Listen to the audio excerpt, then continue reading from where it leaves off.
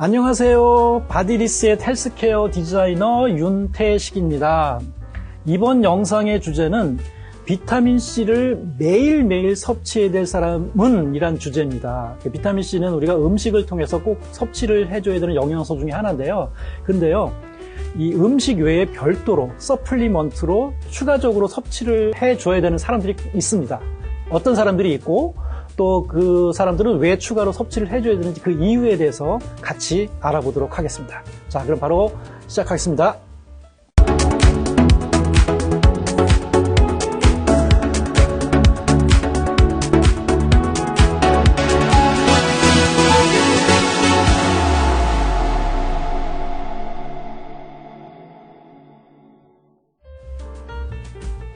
자, 사람은 비타민C를 체내에서 합성하지는 못해서 반드시 음식을 통해서 섭취를 해줘야 되는 생명체라고 합니다.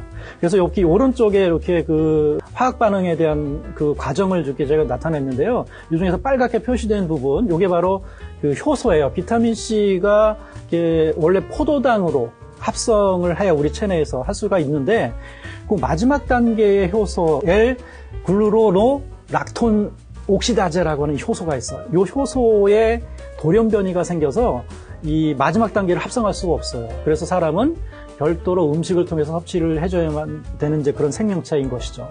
그래서 비타민C는 모든 생명체에 그런데 함유가 되어 있어요. 이렇게 사람을 비롯해서 모든 살아있는 생명체 속에는 비타민C가 들어가 있는데 대부분의 동물들은 스스로 체내에서 합성할 수가 있어요.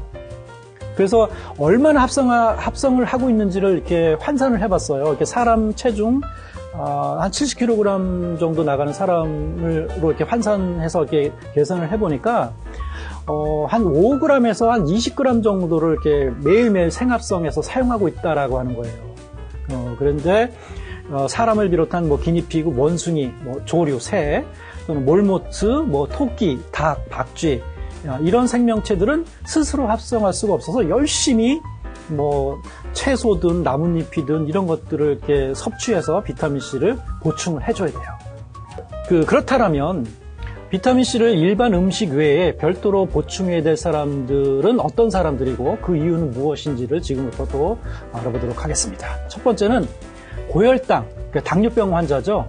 이런 분들은 비타민C를 추가로 섭취해 주는 게 대단히 좋습니다. 첫 번째 이유는 뭐냐면 비타민C 1g은 인슐린 2단위의 혈당 조절 작용이 있어요. 그러니까 직접적으로 혈당 조절 작용도 있으면서 그 혈당 조절 인슐린의 역할을 해주니까 우리 췌장이 보호가 될 수가 있어요. 췌장이 무리하지 않게 해줄 수가 있으니까 꼭 섭취를 해줘야 되겠죠.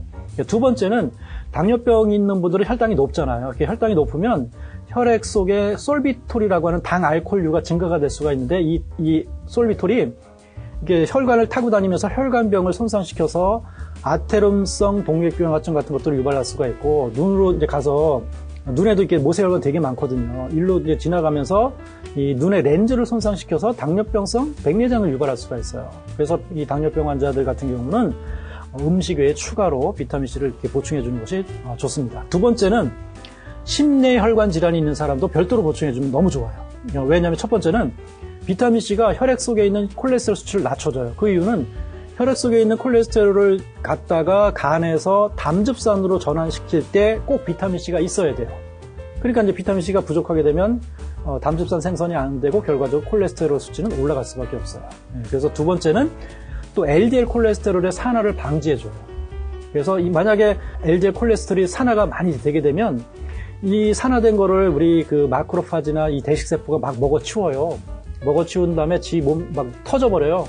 그러면 이런 찌꺼기들이 혈관 내벽에 달라붙어 축적이 될 수가 있어요. 이렇게 해서 내강이 좁아지는 걸 아테롬성 동맥경화증이라고 그래요. 그래서 이런 동맥경화증 같은 것들도 비타민C가 예방해 줄 수가 있고요. 세 번째는 혈관을 확장하고 혈관을 튼튼해 준다 그랬잖아요, 비타민C가. 그러다 보니까 심내혈관 질환 예방에 대단히 좋아요. 그러니까 동맥혈관의 어떤 파열이라든가 뇌출혈 같은 거 이런 것들을 막아줄 수가 있겠죠. 그래서 심내혈관 질환이 있는 사람도 꼭 비타민C를 별도로 섭취를 해주면 좋겠다라고 하는 거고요. 세 번째는 장기간 정신적, 육체적, 대사적 스트레스를 받고 있는 분들도 비타민C를 추가로 보충해줘야 돼요.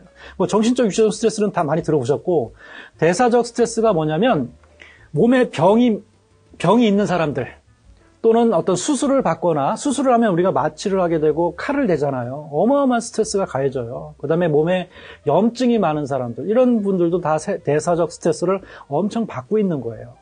그래서 이런 분들은 비타민C를 추가로 섭취해줘야 되는데, 그 이유가 첫 번째가 뭐냐면, 이런 스트레스 상황이 되게 되면 우리 몸에서 이걸 극복하기 위해서 스트레스 호르몬을 합성을 해서 내보내게 되거든요. 이때 이 스트레스 호르몬을 생합성할 때 반드시 비타민C가 있어야 돼요. 이게 어디서 하냐면 부신이라고 하는 장기에서 이 스트레스 호르몬을 이제 생합성하게 되는데, 그래서 우리 몸에 이렇게 그 비타민C가 어디 많이 가 있나를 이렇게 보게 되면 이 부신에 되게 많이 그 비타민C가 모여 있어요. 부신이 비타민C 창고라고 볼 수가 있는 거죠.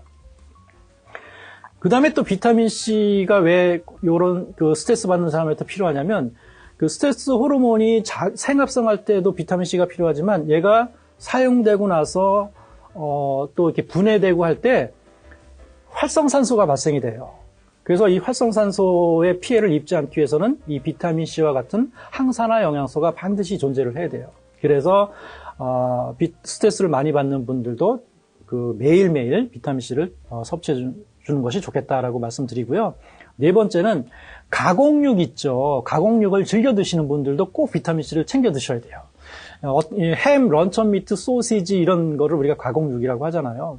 이런 가공육에는 뭐 방부 효과를 나타내면서 그 색깔을 예쁘게 해주는 그런 첨가물이 들어가는데, 이걸 우리가 아질산염이라고 그래요. 아질산염이 되게 많이 들어가는데, 이 아질산염이 우리 위에 딱 들어오게 되면 단백질 분해 산물인 아민이라고 하는 물질과 결합해서 바로 그 발암물질을 만들어요.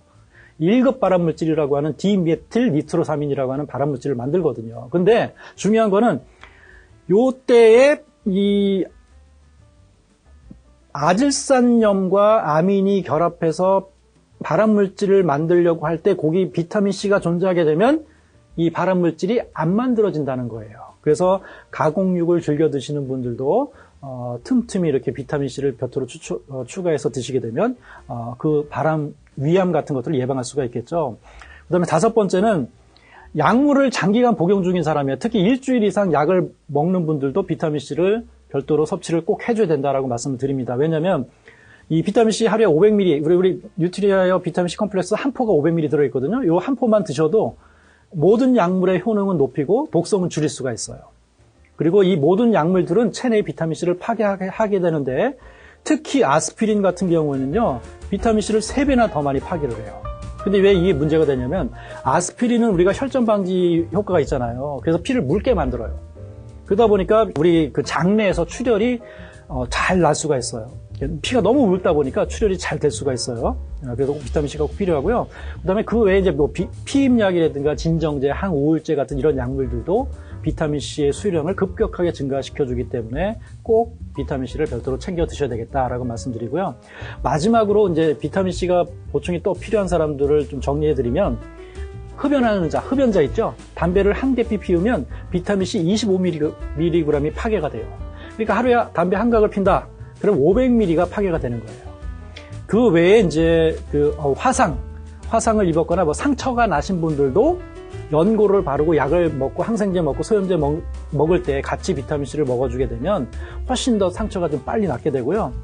그리고 이제 비타민C 결핍증인 사람들이 있어요. 뭐 어떤 분이냐면 충치가 많은 분도 비타민C 결핍증이다. 그 다음에 치조농로, 잇몸에서 막 고름 나고 피 나는 사람들. 그 다음에 피하 출혈이 있어서 멍이 잘 들고 이런 분들. 그 다음에 모세관 위약, 뭐 빈혈, 뭐 갑상선 부전, 세균 감염에 대한 저항력이 낮은 사람들, 또는 감기에 자주 걸리는 사람들도 비타민C가 결핍되어 있는 사람이고,